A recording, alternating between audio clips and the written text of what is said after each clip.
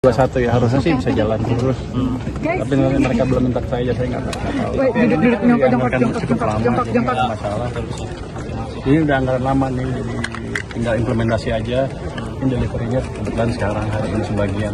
Totalnya berapa? Total berapa Pak anggarannya Pak? Oh anggarannya, izin nanti rahasia itu. Kira-kira 8,1 miliar. 8,1 miliar dolar bukan Pak? Saya nggak bisa konfirmasi itu. Kalau pertahanan kan rahasia kan. Nanti akan ada banyak, mungkin lebih. Menko yang kabar Sukhoi gimana Bu? Anda misalnya Menhan lah, saya nggak ngerti kalau itu. Saya cuma bagian bayar aja ya. Katanya tadi Presiden juga menyampaikan akan terus menambah kekuatan baik itu darat ataupun laut udara. Ini berarti udah dipersiapkan juga untuk dana anggaran ini Pak? Oh, enggak, tahun depan juga kan anggaran juga cukup signifikan. Tapi kalau anda tanya jumlahnya kan rahasia juga. Tapi akan kita perkuat terus darat, laut, dan udaranya.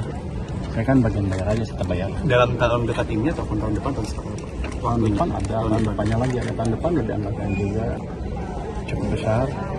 Jadi kan di tengah uncertainty seperti sekarang, memang apa kata Pak Presiden betul, kita harus jaga kemampuan pertahanan kita. Dalam keadaan APBN terkontraksi seperti ini, tetap anggarkan untuk pertahanan? Masih terkontraksi definisi Anda Pak? Ya artinya udah... Enggak, itu kan udah dihitung dengan ini Pak.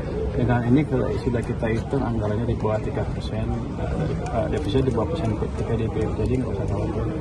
Jadi semuanya sudah kita hitung dengan baik, termasuk untuk MBG, untuk program-program yang lain tanpa mengganggu program pembangunan yang lain. Jadi kita atur dengan baik, termasuk subsidi segala macam BBM. Jadi kita udah hitung dengan teliti, jadi Anda nggak usah khawatir.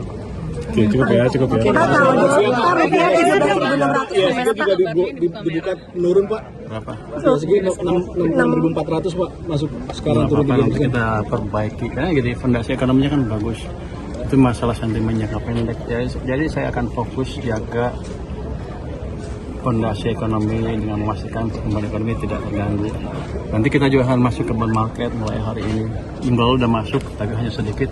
Mulai hari ini akan kita masuk dengan lebih signifikan lagi, sehingga pasar obligasinya terkendali, sehingga asing yang pegang obligasi nggak keluar karena takut misalnya ada capital loss gara-gara harga obligasi turun. Itu kita akan bisa membantu pergerakan rupiah sedikit. Kira-kira penyebabnya apa Pak sampai IHSG? Sentimennya apa sih Pak ya? Oh ini kan banyak sentimen, kalau rupiah melemah seolah kita akan bergerak seperti 1998 lagi. Beda, 1998 itu kebijakannya salah dan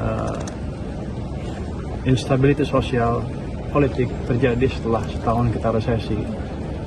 97 pertengahan itu kita ada resesi. Oke. Kita kan sekarang belum resesi karena masih tumbuh kencang, jadi masih ada ruang untuk memperbaiki semua. Jadi teman-teman nggak usah khawatir. Investor pasar saham, kalau saya bilang jangan takut serok ke bawah sekarang. Kalau saya lihat teknikalnya sehari dua hari udah balik.